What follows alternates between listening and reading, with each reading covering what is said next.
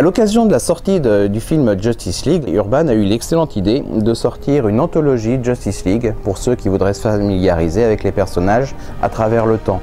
Donc depuis les tout premiers épisodes de la fin des années 50, début des années 60, jusqu'à 2017, où à travers le temps vous avez l'évolution des personnages et des histoires. Maintenant, vous avez aussi d'autres moyens de vous familiariser avec Justice League.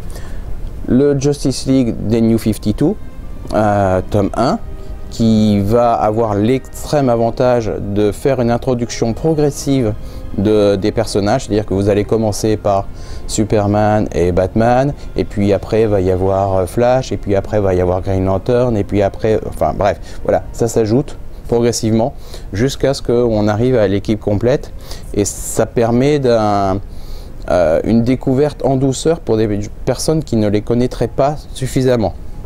Un autre qui peut être utile si vous voulez découvrir les personnages de Justice League, c'est le Justice League Icon, publié chez Urban également, qui reprend des épisodes que Alex Ross avait fait sur chacun des personnages les plus iconiques de la Justice League, à savoir Superman, avec un Superman Peace on Earth, Batman avec un Batman War on Gotham, Wonder Woman avec Spirit of Truth, et Shazam Power of Hope.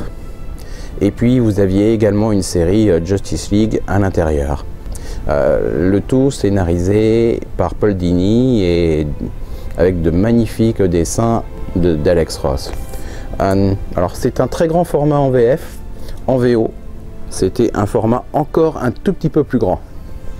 Bon, une fois qu'on a fait le tour des choses que vous pouvez lire pour vous familiariser plus avec les personnages, vous avez quelques incontournables.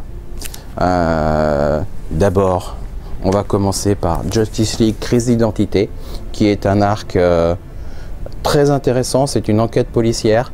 Il s'y passe quelques événements assez traumatisants pour un certain nombre de personnages de la Justice League. Je ne veux pas vous en dire plus parce que ça serait déflorer le sujet, mais voilà, c'est vraiment une grande recommandation. Ensuite, vous avez sur un ton beaucoup plus léger le Justice League International. Dans les années 90-95, on essaye de faire une Justice League différente. Alors cette fois, on enlève la plupart des personnages iconiques de la série. C'est-à-dire il n'y a plus de Superman, il y a encore Batman, mais bon, à la marge. Il y a toute une galerie de nouveaux personnages et c'est beaucoup plus orienté vers de la comédie. C'est très drôle, c'est vraiment très drôle. Il y a des épisodes à mourir de rire. Et c'est écrit par Keith Giffen et co-scénarisé avec DeMatteis, avec des dessins de Kevin Maguire qui sont très sympas. Et c'est une série qui verra aussi les débuts grand public entre guillemets d'Adam Hughes, qui va devenir célèbre par la suite pour ses couvertures absolument hallucinantes. Un autre incontournable, et là il n'y a pas écrit de Justice League dessus, mais bon, la plupart des personnages de la Justice League qui y sont, on est dans un Elseworld.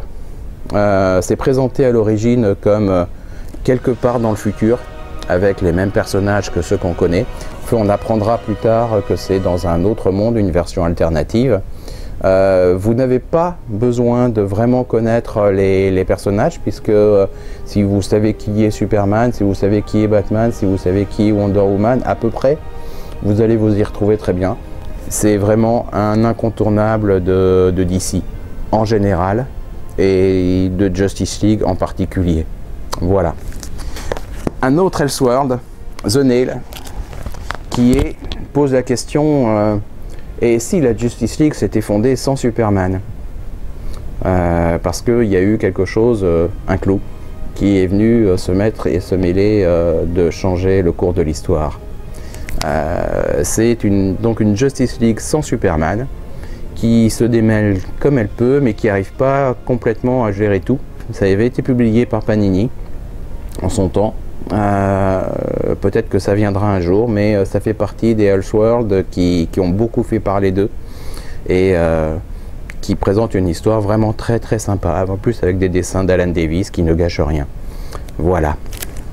En VO toujours, dans la partie documentaire, nous avons chez DC une nouvelle collection qui s'apparente à la Epic Collection chez Marvel, où on reprend dans des volumes plus épais et sur un papier correct. Là, on est sur du 20 $, et pour quelque chose qui comporte l'équivalent de 10-12 épisodes, c'est vraiment très très bien, c'est un très bel effort que DC a fait.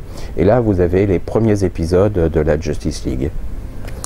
Enfin, pour les amoureux inconditionnels d'Alex Ross, vous avez éventuellement ceci qui vous permettra de continuer par rapport au Peace on Earth et autres, ou Kingdom Come, le Justice, où il est co-scénarisé et où il repassait sur les dessins de Doug Braithwaite pour faire ses couleurs et peintures. Voilà.